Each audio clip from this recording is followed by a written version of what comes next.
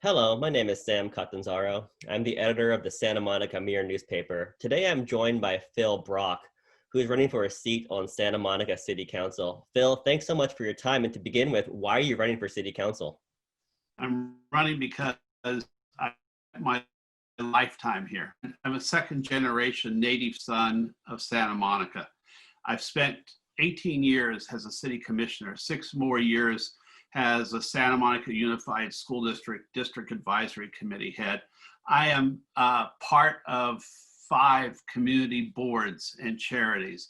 I've spent my life here and public schools in Santa Monica. I've never left.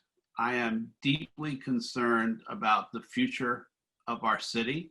I feel I have the experience, I have the compassion and the knowledge and the toughness to get the job done and change the direction that Santa Monica is going to. Now, your campaign website states public safety is job one. Why is it job one in your opinion?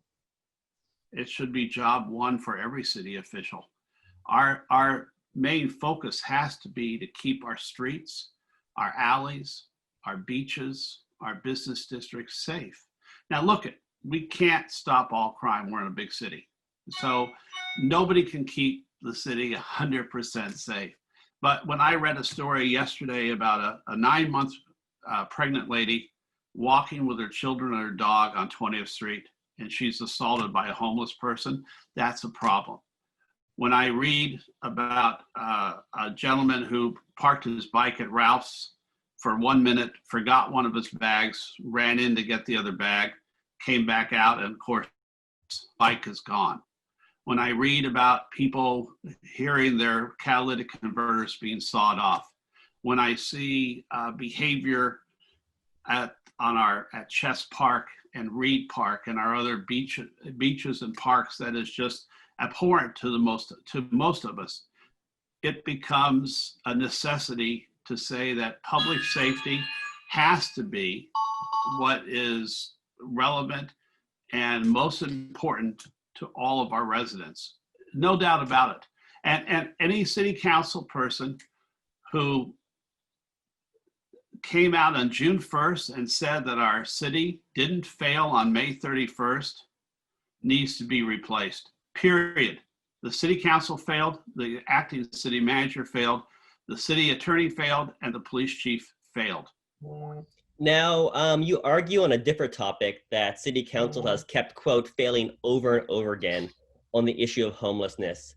What is their single biggest failure in your opinion, and what specific steps would you take if elected to alleviate the issue? The old story about doing the same thing over and over again, expecting a different result. We've been doing the same thing over and over again, and homelessness is increasing, not decreasing. I talked to a member of the police department last week at a community board meeting I was at. He said, homelessness is going up. Well, look, we understand we're in the middle of a pandemic, but we are not treating it as a serious concern and a serious issue, which relates back to public safety in our city. So I've talked about closing our beaches from midnight to 5 a.m. to stop homeless people from sleeping on our beach. I've talked about clearing our boardwalk. I've talked about deaccessioning the pier as a public street so that the pier merchants can have the pier closed after dark, after they're closed. I've talked about moving the homeless service center away from 5th and Olympic. Police officers and executives in the police department tell me it's a magnet. It is like putting milk out on your porch and in the morning walking out and trying to figure out why there are 7 cats surrounding that bowl. Well, we have to change that. We need to bring back park rangers so that our parks are safe for our residents. We need to, and this sounds tough, but we need to arrest drug dealers in the city. We need to arrest the people who are operating bike chop shops in our city. We need to make sure that our parks and streets are safe.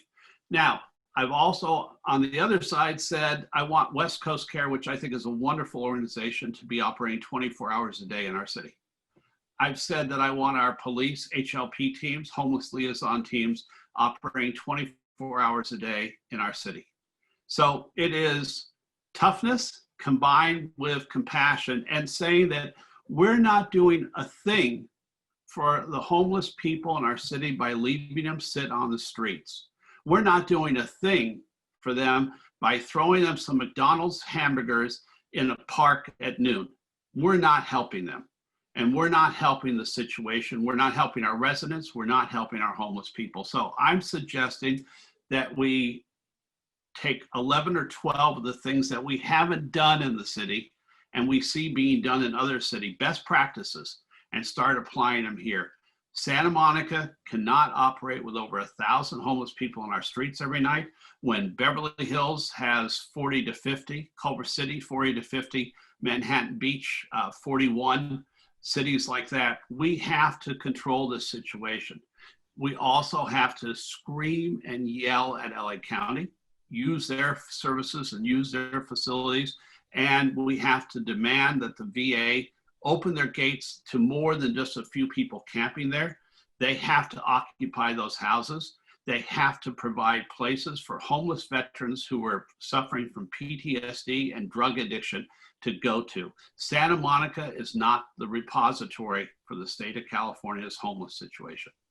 Now, on the topic of the economy, COVID-19 has hit our economy hard here, but it was hurting before the pandemic due to a wide range of reasons. If elected, what steps would you want to take for an economic recovery?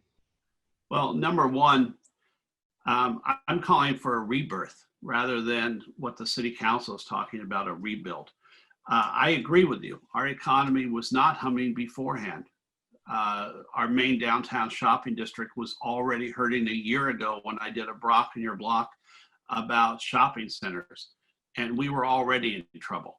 So when you look at a rebirth, it says, let's look at our core economy builders in the city, the hospitals, high tech, entertainment industries, car sales.